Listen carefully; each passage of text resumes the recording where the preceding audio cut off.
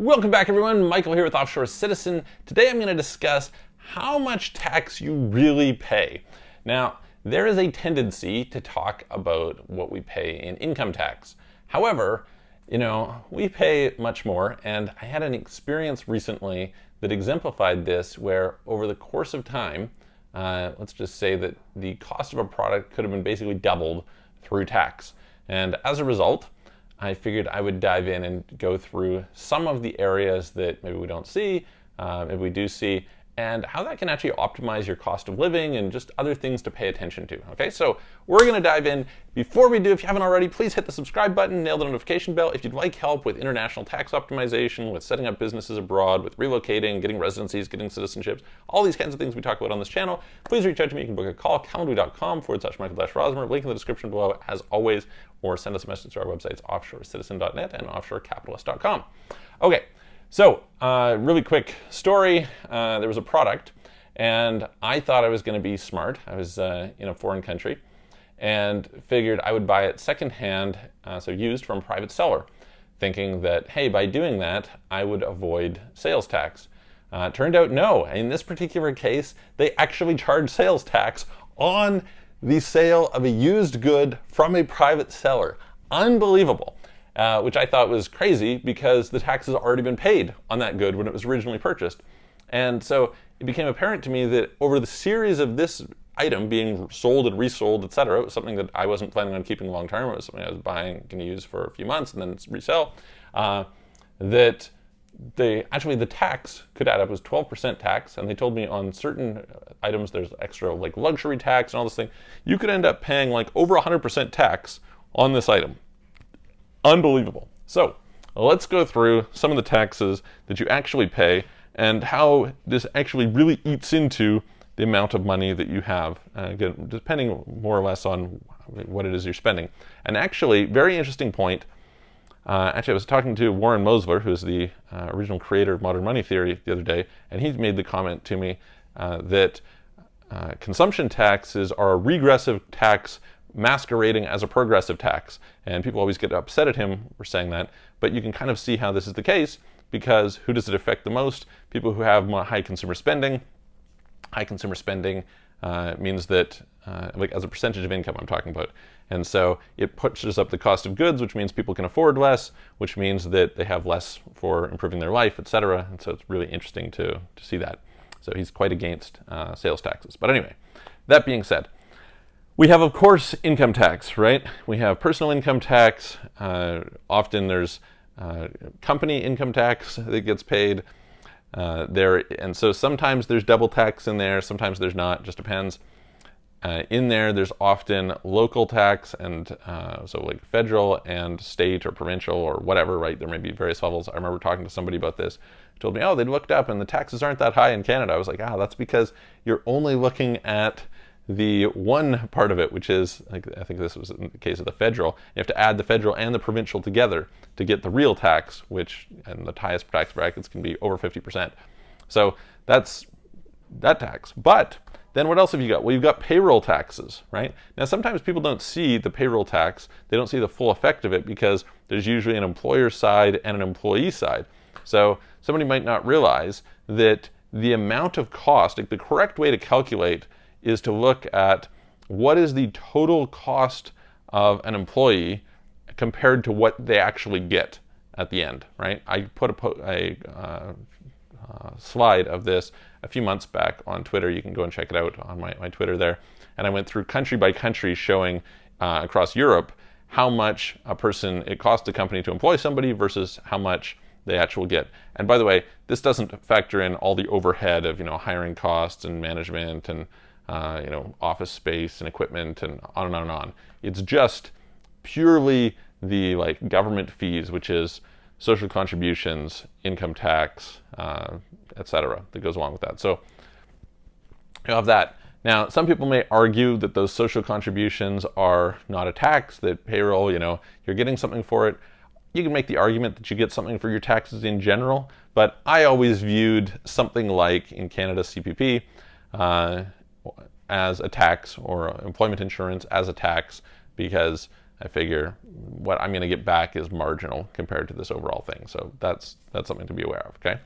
So then we have property taxes, of course, right? You live in a property, well, there's taxes there. And again, whether you rent or whether you own, these are going to affect you. So there's that. In some countries, you have wealth tax. So for example, in places like Spain, they have some wealth tax. In Switzerland, they have some wealth tax.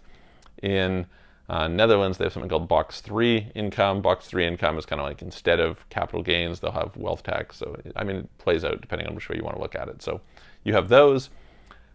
Then you've got consumption tax, right? Now, in the EU, VAT is included in the price, and you're typically talking 20 to 27%.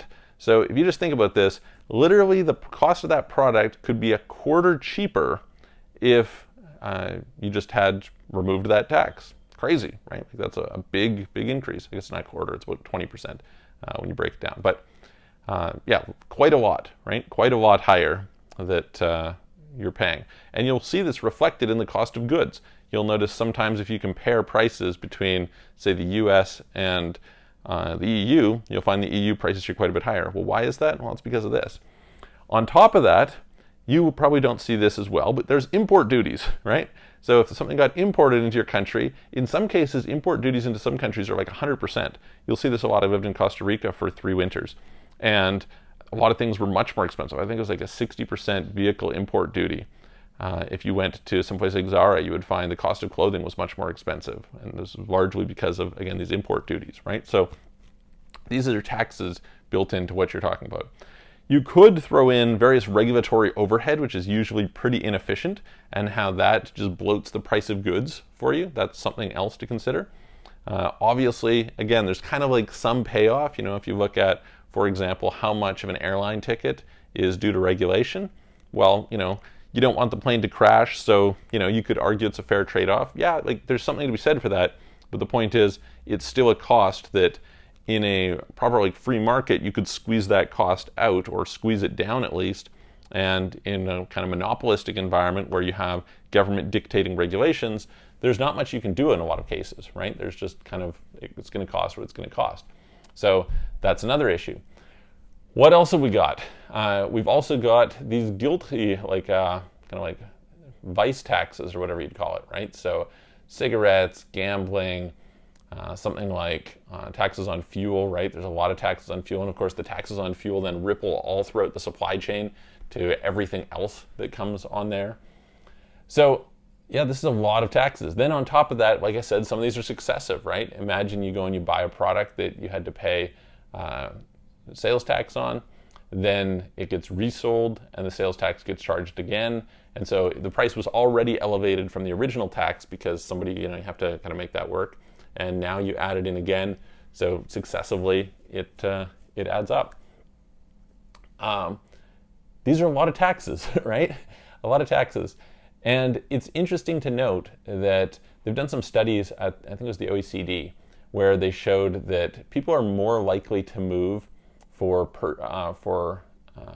corporate taxes. That is to say, but companies can more easily relocate. So therefore, corporate taxes are, raising corporate tax has less of a positive effect on revenue because of the fact that companies have an easier ability to move.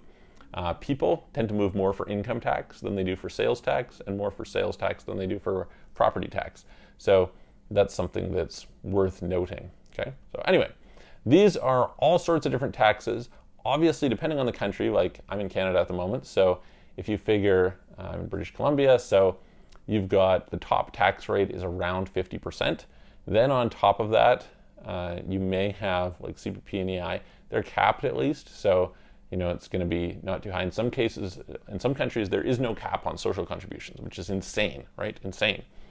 Then you've got it's like 12% in sales tax, right? So hypothetically, if you go and eventually spend that stuff, you're going to add 12% onto your remaining 50%. But then on top of that, you've got these other taxes on different things. You go like, you know, you go and fill up your vehicle with gas. Okay, that's going to cost you. Then you have, like I said, the effects of like property taxes, et cetera, et cetera. You're probably talking another 20%. Like you're probably your real tax rate, depending on what percentage of your income is spent versus invested, at least on the portion that is spent, is probably close to 70% at the top level.